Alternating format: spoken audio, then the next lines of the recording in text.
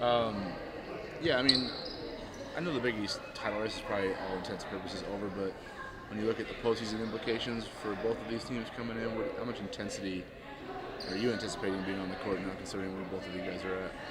Yeah, I think even if you drop all the postseason stuff, I think it would be a fun game. It's always intense when we play Villanova. It's kind of grown to be a rivalry game. So just having that component kind of makes it more intense. It's also the pink game. It's a Fox game. And just for standings, postseason, NCAA, it's a big one for both of us. What's the tenor of the team coming out of the UConn game? I know you guys really wanted that one back. It didn't go your way. How tough was it to swallow that? And what do you think the team's going to bounce back with, I guess? Yeah, I think not letting the lows get too low is good. Like, we were obviously disappointed. No one likes to lose, but kind of just keeping a level head and looking to the next, and hopefully we'll be able to get them in a few weeks. What do you feel like this team learned about itself, though, coming out of the UConn game? Yeah, I think we learned a lot. Obviously when we played them at home, it was not great. And even though we still ended up losing, it was like night and day compared to that. We just had a bad stretch that they capitalized on. And so, yeah, I think just doing us the rest of the season and focusing on little things that we can do is going to be huge. What's different about Nova on film from the last time you played them, if anything?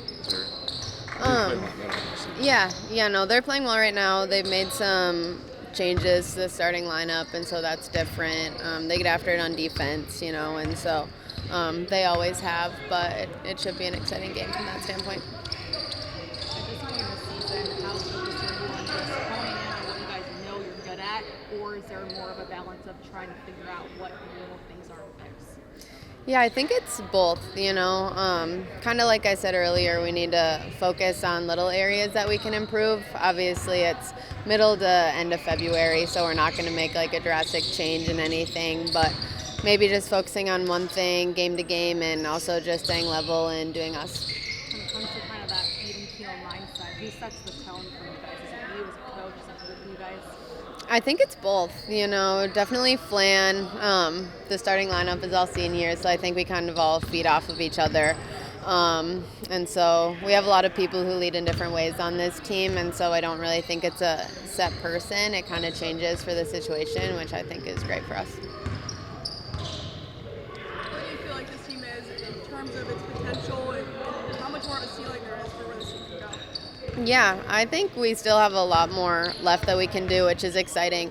We haven't hit our ceiling, and you don't really want to have hit your ceiling yet in February, and so it's exciting. I just want to keep building, keep practicing well, keep playing well, and just looking to the postseason and looking to finish out strong. What makes Lucy Olson the player that she has become this year? Yeah, she's obviously a great player.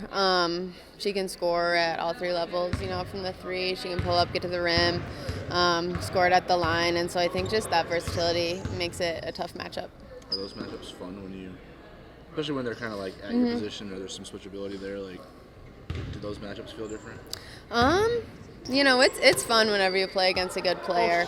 And so, yeah, it'll be fun to be able to guard her and have a challenge like that. Two more questions for Lauren. With Saturday being a home game, those are dwindling down fast. Is that kind of something you keep in mind when you go out there to make a lasting impression? Yeah, I think every game that we play, especially late, it's getting down to it. We have 3 left, and obviously we have 2 at home, and so that's definitely something that I keep in mind and just try to soak it all in. What's pink out games like? I know it's got a chance to be kind of an emotional component, but there's also a game to be played. Like, how do you balance all of that? Yeah, pink out games are always fun. Usually we get a good crowd, and we're obviously playing for something bigger.